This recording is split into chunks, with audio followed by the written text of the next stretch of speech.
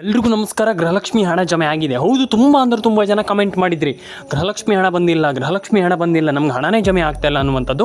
ನಾನು ನಿಮ್ಗೆ ಎಕ್ಸ್ಪ್ಲೇನ್ ಮಾಡ್ತಾ ಹೋಗ್ತೀನಿ ಕೇಳಿ. ಹಾಗಾದರೆ ಯಾರಿಗೆ ಹಣ ಜಮೆ ಆಗ್ತಾ ಇದೆ, ಯಾರಿಗೆ ಹಣ ಬರ್ತಾ ಇದೆ ಅಂದರೆ ಈಗ ರಿಯಾಲಿಟಿಯಾಗಿ ನಾನು ಸ್ವಲ್ಪ ಮಾತಾಡ್ತಾ ಹೋಗ್ತೀನಿ. ಯಾಕಂತಂದರೆ ಒಂದಿಷ್ಟು ಜನರಿಗೆ ಹಣ ಜಮೆ ಆಗ್ತಾ ಇಲ್ಲ ಅಂದರೆ ಇಲ್ಲಿ ವಾಸ್ತವ ಏನಪ್ಪ ಅಂತಂದ್ರೆ ತುಂಬ ಜನರ ಅಕೌಂಟಿಗೆ ಹಣ ಹೋಗ್ತಾ ಇಲ್ಲ. ಏನು ಕಾರಣ ಏನು?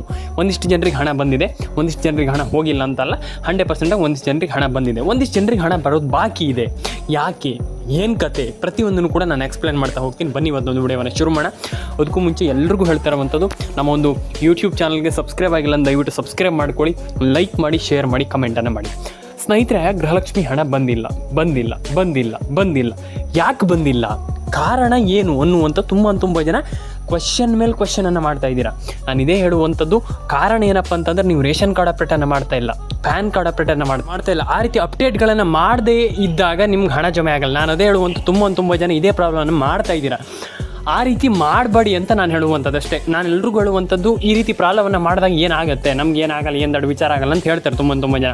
ನಾನು ಹೇಳ್ತೀನಿ ಕೇಳಿ, ಏನು ದೊಡ್ಡ ವಿಚಾರ ಆಗಲ್ಲ, ಹಂಗೆ ನಾನು ಹೇಳುವಂಥದ್ದು ಕೇಳಿಸ್ಕೊಳ್ಳಿ.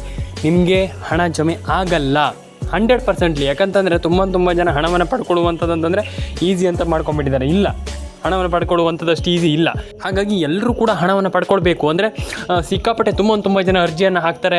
ಆ ರೀತಿ ಇರುವಾಗ ನೀವೆಲ್ಲರೂ ಕೂಡ ಈ ರೀತಿ ಅಪ್ಡೇಟ್ಗಳನ್ನ ಮಾಡಿಕೊಂಡ್ರೆ ಎಲ್ರಿಗೂ ಹಣ ಜಮೆ ಆಗುತ್ತೆ ಅಂತ ಹೇಳಲಿಕ್ಕೆ ಇಷ್ಟಪಡ್ತೇನೆ ಸ್ನೇಹಿತರೆ. First of all, ration card update, Aadhaar card update ಎಲ್ರಿಗೂ ನಾನು ಹೇಳಿದೆ.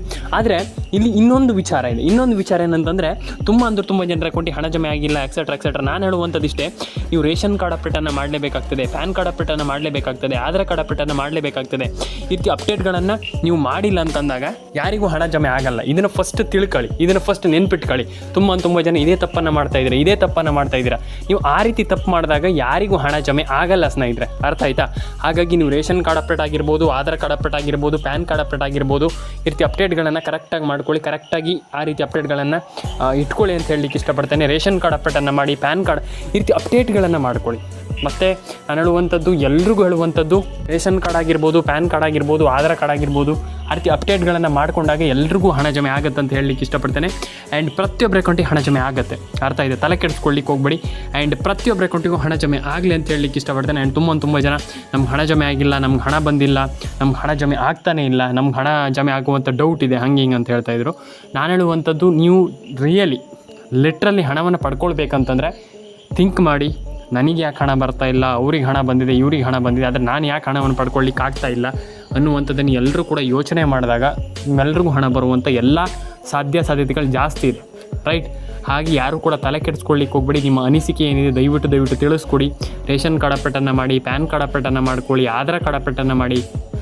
ನಾನು ಎಲ್ರಿಗೂ ಹೇಳುವಂಥದ್ದು, ತಲೆ ಕೆಡಿಸ್ಕೊಳ್ಳಿಕ್ಕೆ ಹೋಗ್ಬೇಡಿ. That's it. ನಾನು ಹೇಳುವಂಥದ್ದಷ್ಟೇ. ಯಾರೂ ಕೂಡ ತಲೆ ಕೆಡಿಸ್ಕೊಂಡು ನಮ್ಗೆ ಹಣ ಬಂದಿಲ್ಲ, ಹಣ ಜಮೆ ಆಗಿಲ್ಲ, ಎಕ್ಸೆಟ್ರಾ ಬಿಟ್ಬಿಡಿ ಅದನ್ನೆಲ್ಲ, ಅರ್ಥ ಆಯ್ತಾ? ನೀವೆಲ್ಲರೂ ಕೂಡ ಒಂದೊಳ್ಳೆ ಹಣವನ್ನು ಪಡ್ಕೊಳ್ಬೋದು, ಎಲ್ಲರೂ ಕೂಡ ಒಂದೊಳ್ಳೆ ಹಣವನ್ನು ಮಾಡಬಹುದು ಅನ್ನುವಂಥದ್ದು ನನ್ನ ಒಂದು ಒಪಿನಿಯನ್. ನಿಮ್ಗೆ ಏನು ಅನಿಸುತ್ತೆ ದಯವಿಟ್ಟು ಎಲ್ಲರೂ ಕೂಡ ಕಮೆಂಟ್ ಬಾಕ್ಸಲ್ಲಿ ಬಂದುಬಿಟ್ಟು ಕಮೆಂಟ್ ಮಾಡಿ, ಲೈಕ್ ಮಾಡಿಲ್ಲ ಅಂದರೆ ಲೈಕ್ ಮಾಡಿ.